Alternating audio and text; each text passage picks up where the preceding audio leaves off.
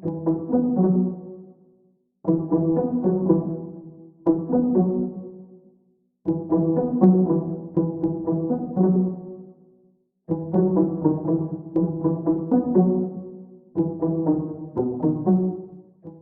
Moramanga eo amin'ny resaky ny fanafiana amin'ny tampiadina jiolahy misa enina nandroba fourgon tratra niaraka tamin'ny vola 2024 ary nahiditra amponja any an-toeranany amin'izao ankehitriny izao ka ny pitsopitsony mahakasika an'izay no fakafakena amintsika atao anatin'ity vidéo ity ka manasasika rehetra anaraka an'ity vidéo ity hatramin'ny farany asa dino ny milaiky ny vidéo antsika ary tsarovatra ny miabone amin'ny chaîne antsika mba ahafahanareo manaraka tsy tahabaka ny vidéo zay lefa nahito sanandro tsy ampendrena mo isika fa avy hatrany tonga de vavany ndao ary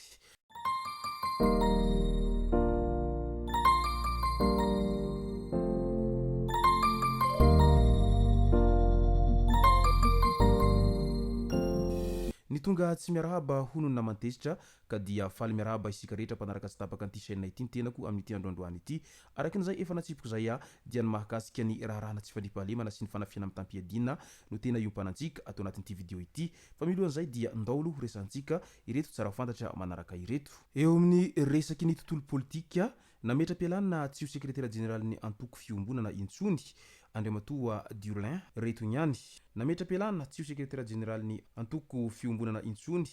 i Durlin ary hiala tanteraka amin'ny sehatry ny politika araky ny nambarany hatrany ifantoka amin'ny sehatra hafa izy ho izy vonona hatrany nefa ny tenany hitondra ny anjara birikiny eto amin'ny firenena toy ny amin'ny sehatry ny fizahantany sy ny fampianarana mbola ao anatin'izay resaka politika izay hatrany fitsidiany Emmanuel Macron any Madagasikara mandeha ny dingana sy ny fanomanana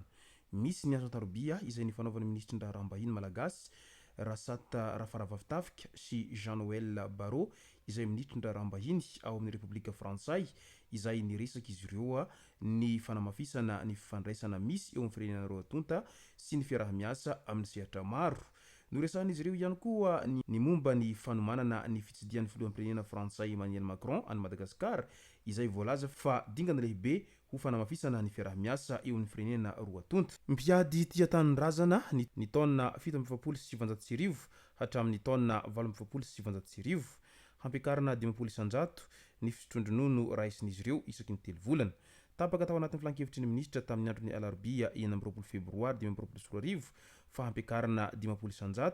ny fitrondrotany karamany ireo zay mpiady tia-tanindrazana tamin'ny taona 770 hatramin'ny taona 870 izay raisin'izy ireo isaky ny telo volana ho an'ity taona 2024 ity ny teto-bolany fitaliavan'ny mpiady tia-tanindrazana no handray an-tanana io fampiakarana io ho famalinana ny fangatahany ireo mahery fo ankanga sisananamborana sy ny fankasitrahana azy ireo any antanamitarana antsiranana faharoa indray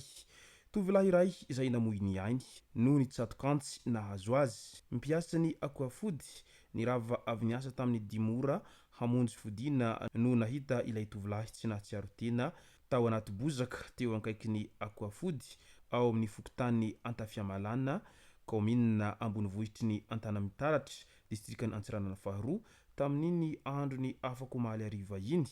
tsy tana intsony ny ainy na dia ny antsony mpamonjy voinaza ny mponina tsy fantatra izay zavanitranga ka nahatonga ireo ratra tamin'io tovolahy io tsy karitra fa miverina indray ny adiady ataon'ireo zatovo any an-toerana raha ny voalazan'ny loharan'ny-baovao hatrany toy izay nitranga tamin'ny andro ny alarobia 9 febroary izay nisy zatovo maromaro ny fampitora-bato sy mitondra mesobe teo amin'ny lalana miakatra amin'ny fileramena ny jirama PK7 tokony ho tamin'ny 3 ora sy sasany izay hanerana ny tompon'andraikitra any an-toerana hatrany manoloana anireo zaza maditra izay niverina amin'ny asa ratsy sy ny fahazaran-dratsy izay fanaon'izy ireo efa hatramin'izay izany hoe niverina izany ny forosy any Antsiranana amin'izao ankehitriny izao andao amin'izay ho resantsika ity resaka fanafiana amin'ny tampiadina izay niseho tany Moramanga ity jiolahy misa enina no nandroba fourgon ary tratra niaraka tamin'izy ireo ny vola 5,4 sy 5,7 ary nahiditra amponja moa izy ireo taorian'izay fiara sprinter any orinasa mamongady iray no nitafian'ireo jiolahy izay mitondra kodiaran-droa tao Moramanga lasan'izy ireo ny vola be ka nitsoaka ny hazony lalam-pirenena faharoa hiakatra any Antananarivo ireo olon-dratsy rehefa avy navadika izy ireo ny fiara izay notafian'izy ireo. Nahazo antso ny CB Manjakandriana fa mety handalo eo amin'ny faritry adidiny ireo olon-dratsy ny 17 febroary tamin'ny 1 alina iny. Novelarina ny sakana teny Ampanefy tsy nety nijanona ilay moto iray nandalo teo tokony tamin'ny 12 alina saingy tsy lasa lavitra dia voasambotra. Ankoatr'ireo telo lahy nandray anjara mivantana tamin'ny fanafiana dia voarorovy koa ny mpamily ilay fiara, ny livreur sy ny agent de recouvrement any ilay orinasa voarobo. Mbola natratrarana vola 5,4 sy 5,7 ariary tany amin'ireo Jolay. Moto miisa 3 izay nampiasaina tamin'ny fanafiana koa voatazon'ny zandary.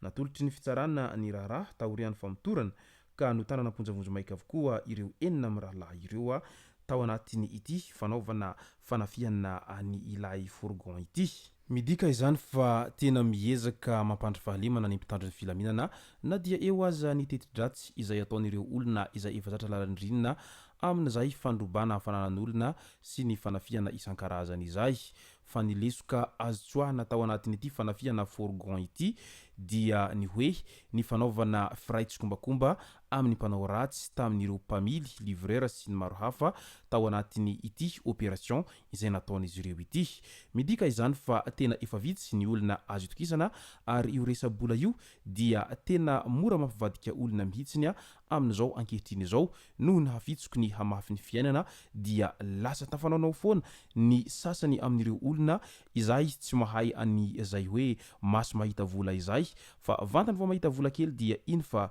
mivadika hevi-dratsy ary mitsiry ny tsikombakomba etseroa mba handrobana na ihany koa hangalarana iny volan'olona iny. Fa tsy mba mety azo itokisana mihitsy amin'ny resaka arabola izay fa maimaika ny te ho tafa diso tafahoatra ka lasa mananao foana tsy mitsinjo ny rahampitso fa ny androany ihany no tsinjovin'izy ireo. Fa rehefa tratra rehefa aveo dia izao mihinana tsy fihinana zao ary mety higadra mihitsy izy ireo sady sy mba asa no mety mbola ho afaka vola be ihany koa onitra ao anatiny izay fanaovana firaisana tsikombakomba ary ihany koa fivadiam-pitokisana tamin'ireo mpampiasa azy ireo sy ny firaisana tsikombakomba amin'ny jiolahy izay. Izay sy zay moa no masaka azona roso tao anatin'ity video ity tomboko lasy tomboko vavy. Misaotratsika rehetra nanaraka an'ity video ity hatramin'ny farany. Aza diny ny milike ny video antsika ary tsarovatra trano ny miabone amin'ny chaîne antsika mba ahafahanareo manaraka tsy tahapaka ny video zay lefa nahita isan'andro. Tomboko lasy tomboko vavy mankasitraka dia mirary soa.